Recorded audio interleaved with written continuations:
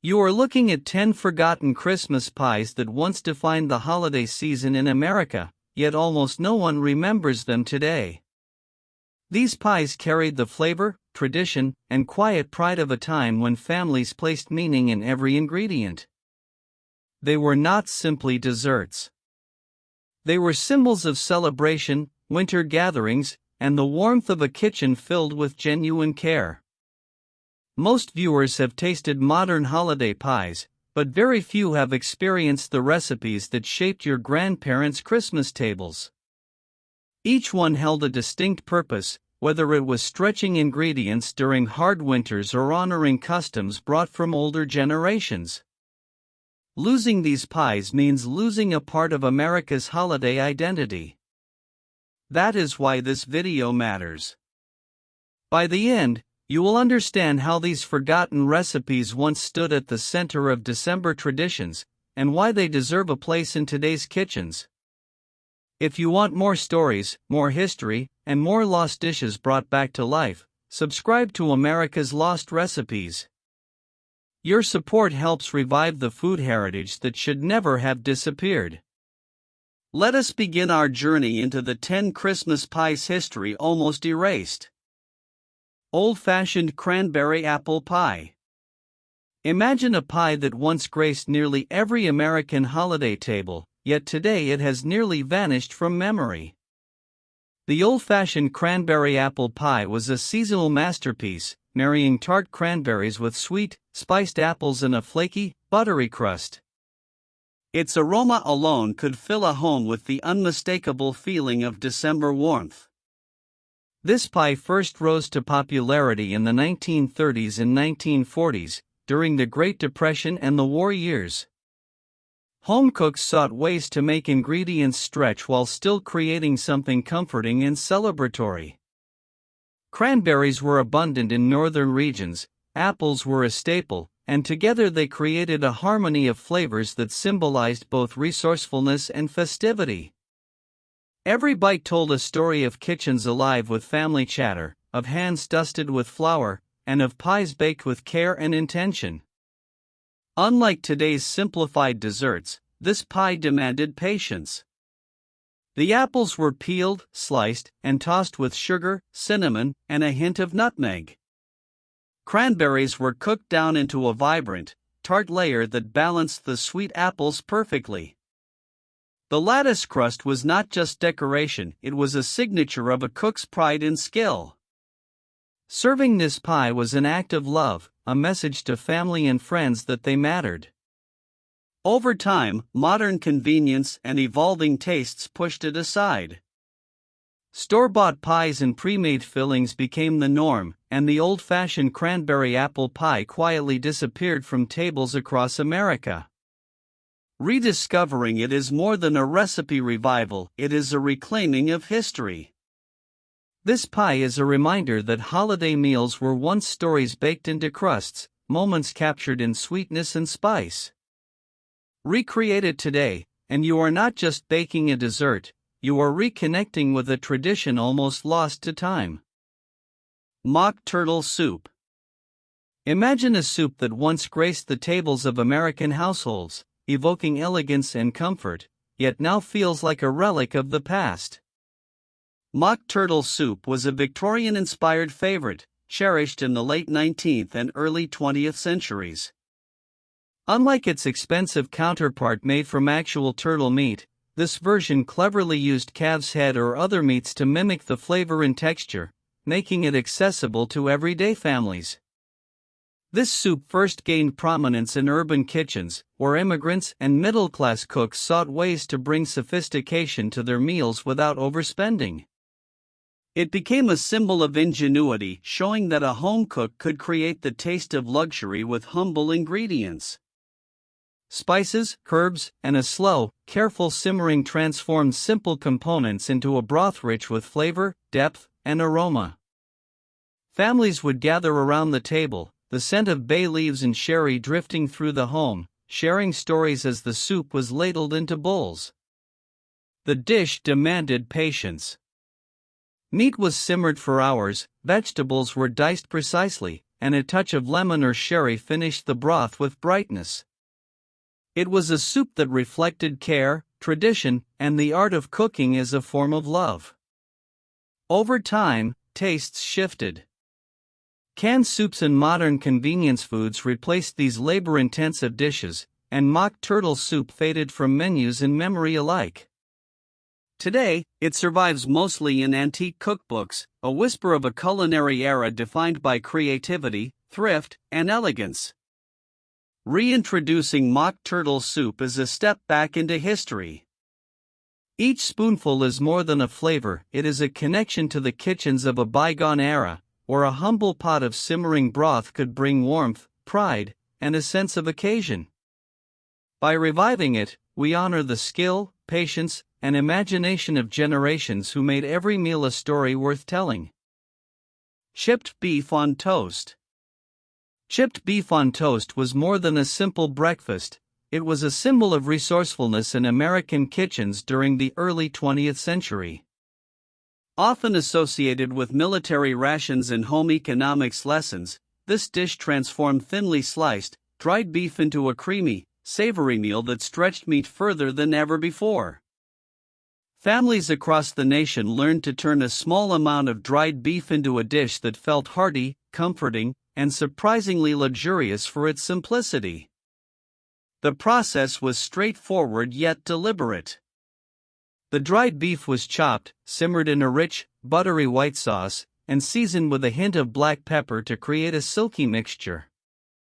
It was then spooned over lightly toasted bread, creating a warm, indulgent bite that married texture and flavor in a way that modern convenience breakfasts rarely achieve. The aroma of the creamy sauce filled kitchens, signaling nourishment and care. For many households during the Great Depression and wartime, chipped beef on toast became a reliable solution to both budget constraints and a desire for a comforting meal. Mothers taught their children the art of turning modest ingredients into dishes that satisfied hunger while maintaining a sense of pride in cooking.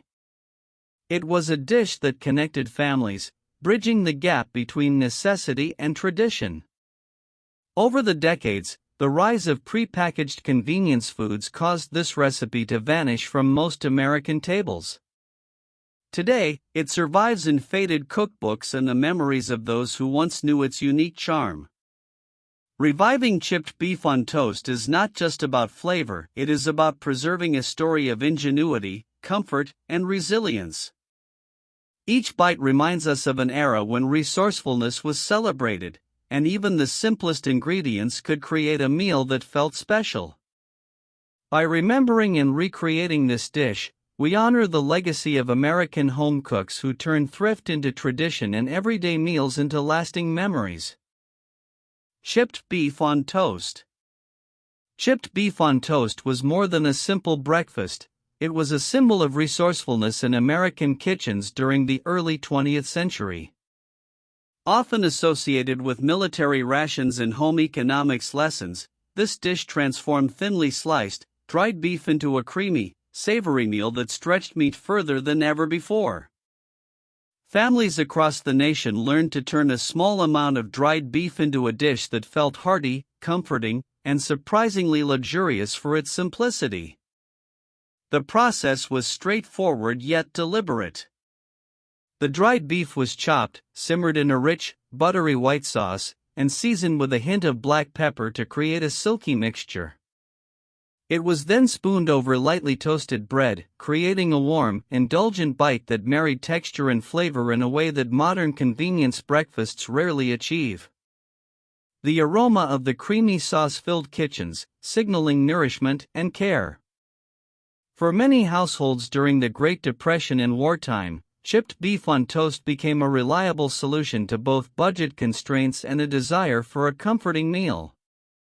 Mothers taught their children the art of turning modest ingredients into dishes that satisfied hunger while maintaining a sense of pride in cooking. It was a dish that connected families, bridging the gap between necessity and tradition. Over the decades, the rise of prepackaged convenience foods caused this recipe to vanish from most American tables. Today, it survives in faded cookbooks and the memories of those who once knew its unique charm. Reviving chipped beef on toast is not just about flavor, it is about preserving a story of ingenuity, comfort, and resilience.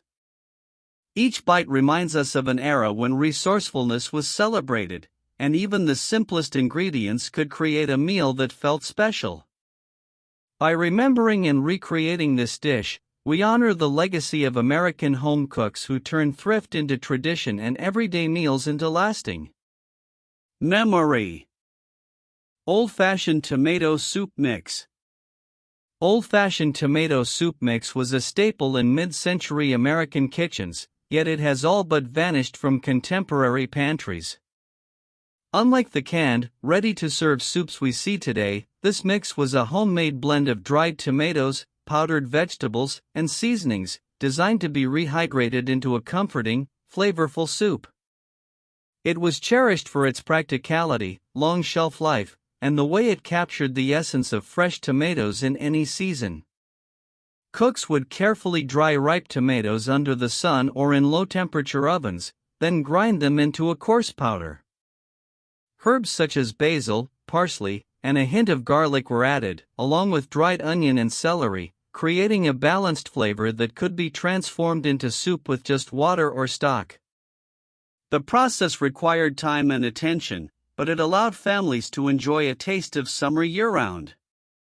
This soup mix carried more than flavor, it represented preparation, foresight, and a subtle ingenuity. During the 1930s and 1940s, when fresh produce was limited in winter months or scarce during wartime rationing, old-fashioned tomato soup mix became a quiet hero of home cooking. It was the kind of recipe passed from mother to daughter, a testament to the resourcefulness and care embedded in domestic life. Over time, as convenience foods rose in popularity and dried mixes were replaced by canned soups, this recipe faded from memory. Yet, revisiting it today offers a glimpse into an era where cooking was both creative and deliberate, a way to stretch ingredients, preserve flavor, and provide comfort. Recreating this mix reconnects us with a slower, thoughtful approach to food, where patience was rewarded with warmth, aroma, and the simple joy of homemade nourishment. Each spoonful tells a story of American ingenuity and tradition, a reminder that even humble ingredients can produce something truly remarkable. Baked apple cider punch.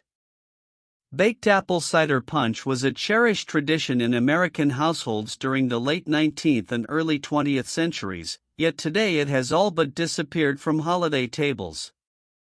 Unlike the store-bought apple ciders we find today, this punch combined fresh apple cider, warming spices, and a touch of sweetness, slowly baked or simmered to create a fragrant, cozy beverage that filled kitchens with the aroma of autumn. The preparation was simple yet deliberate. Families would gather fresh pressed cider, then add cinnamon sticks, cloves, allspice, and sometimes a hint of orange peel. The mixture would be gently heated in an oven or over a stove, allowing the flavors to meld while releasing a comforting scent that announced the arrival of gatherings and festivities. Some households added a splash of spirits, but most served it as a warming, non-alcoholic treat for children and adults alike. Baked apple cider punch was more than a drink, it was an experience. It represented hospitality, care, and seasonal celebration. During the fall and winter months, a steaming bowl of this punch was offered to neighbors, guests, and family members returning from cold walks, creating moments of warmth and togetherness. Recipes were often handwritten in family journals, passed from one generation to the next, each batch slightly adjusted according to taste and tradition.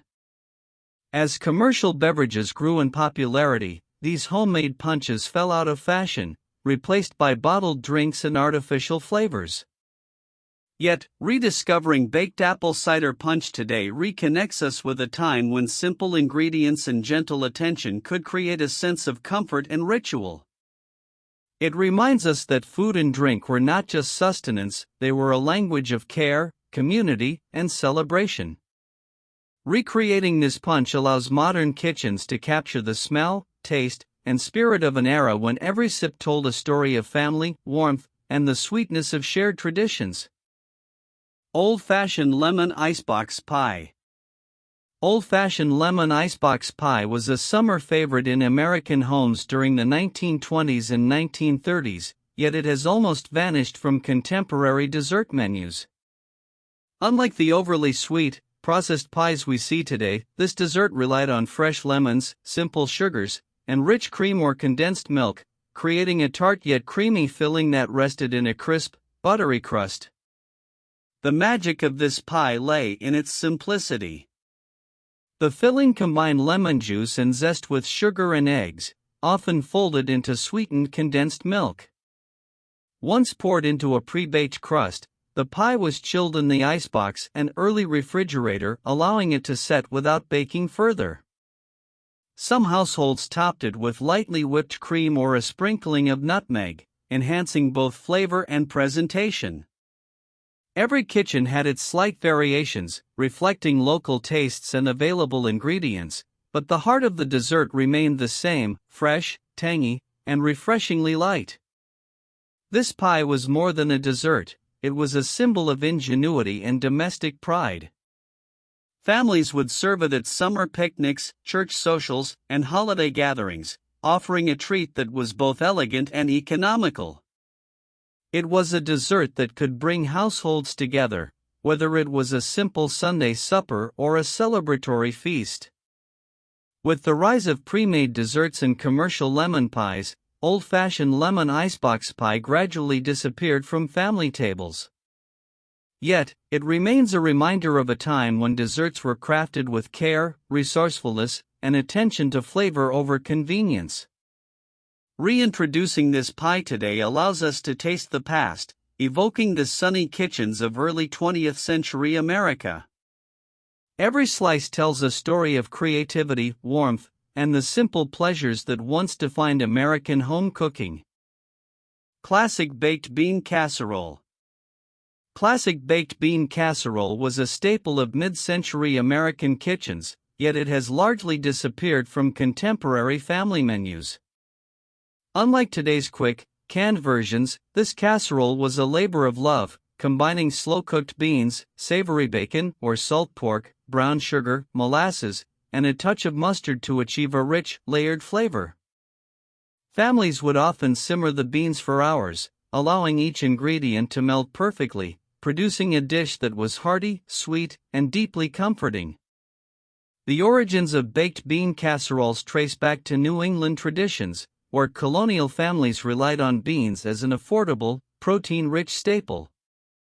Over time, the dish evolved into a cherished part of family gatherings, especially for Sunday dinners and holiday feasts. The casserole's charm was not only in its taste but also in its ability to feed large groups with minimal fuss. Its aroma, slow-cooked and caramelized, would fill homes with warmth, signaling both sustenance and care. Baked bean casserole reflected more than just culinary technique, it was a symbol of resilience and resourcefulness. During the Great Depression, families stretched limited ingredients creatively, turning humble beans into a dish worthy of celebration. Each recipe carried personal touches. Some households added a layer of sliced onions, others mixed in leftover ham or bacon fat, making every casserole unique. Today, the dish is rarely seen on American tables, replaced by convenience foods and fast-cooked alternatives. Yet, revisiting this casserole reminds us of a time when meals were slow, intentional, and rooted in tradition. The sweet, smoky, and savory layers of classic baked bean casserole offer a taste of history, connecting us to generations who celebrated simple ingredients transformed into unforgettable comfort food. Tomato aspic mold. Tomato aspic mold was a fixture of mid-century American dinner parties, yet it has vanished from modern tables almost entirely. This savory gelatin dish, made with rich tomato juice, gelatin, and subtle seasonings like onion, celery, and paprika, was often combined with vegetables, hard-boiled eggs, or even shrimp to create a striking, molded centerpiece. It was not only food but also an art form, showcasing the host's skill and attention to detail. Aspic molds trace back to European culinary traditions, imported and adapted by American cooks in the early 20th century. By the 1940s and 1950s, they had become a symbol of sophistication in domestic entertaining. Families proudly presented tomato aspic at holiday meals, garden parties, and potlucks, where its firm texture, vibrant color, and decorative garnishes impressed guests while signaling a mastery of modern kitchen techniques. The dish reflected more than culinary skill, it embodied a cultural moment. Home cooks relied on gelatin to transform ordinary ingredients into visually stunning creations, a clever response to post-war optimism and the fascination with convenience foods. It was both practical and decorative, a way to elevate humble tomatoes into a dish that could compete with meats, casseroles, and baked goods on the dining table. Today, tomato aspic mold feels almost alien to contemporary palates, replaced by salads, dips, and finger foods. Its disappearance mirrors a broader shift away from labor-intensive presentation toward fast, casual dining. Yet tasting or recreating this dish offers a direct link to mid-century dining culture, a reminder of the artistry, patience, and pride that once defined home cooking. Tomato aspic mold stands as a testament to a bygone era, when meals were as much about aesthetics and ritual as they were about nourishment. Molded lemon pudding. Molded lemon pudding was a bright, tangy dessert that graced American tables in the 1950s, yet it has largely disappeared from contemporary kitchens. Made from lemon juice, sugar, milk, and gelatin, this dessert was whipped to a light, airy consistency before being set in decorative molds. Often topped with whipped cream or candied fruit, it was a visually striking conclusion to a meal, combining elegance with simplicity. This dessert emerged during an era when gelatin was celebrated as a modern convenience, allowing home cooks to create sophisticated dishes with minimal fuss. Lemon pudding, in particular, captured the mid-century fascination with fresh, citrusy flavors that offered a refreshing contrast to heavier meats and casseroles. Its pale yellow hue and delicate dome-shaped form made it a favorite for holiday dinners, bridal showers, and Sunday family meals. Beyond its flavor, molded lemon pudding reflects the cultural values of the time. It exemplified a dedication to presentation and hospitality, transforming basic ingredients into something celebratory. Housewives took pride in crafting a dish that appeared effortless yet demonstrated culinary skill. Each mold was a small act of artistry, a statement of care for family and guests alike. The dessert's disappearance mirrors changing tastes and kitchen habits. Modern palates favor quick, rich, or texturally familiar desserts, leaving gelatin-based creations relegated to memory. Yet, revisiting molded lemon pudding provides a window into the optimism, creativity, and domestic artistry of mid-century America. It reminds us that meals were once immersive experiences, where color, texture, and flavor worked together to create moments of joy and togetherness. Recreating this lost dessert today is not only an act of culinary nostalgia but also a tribute to a time when even the simplest pudding could captivate an entire dinner table. Molded lemon pudding is a sweet echo of a forgotten era.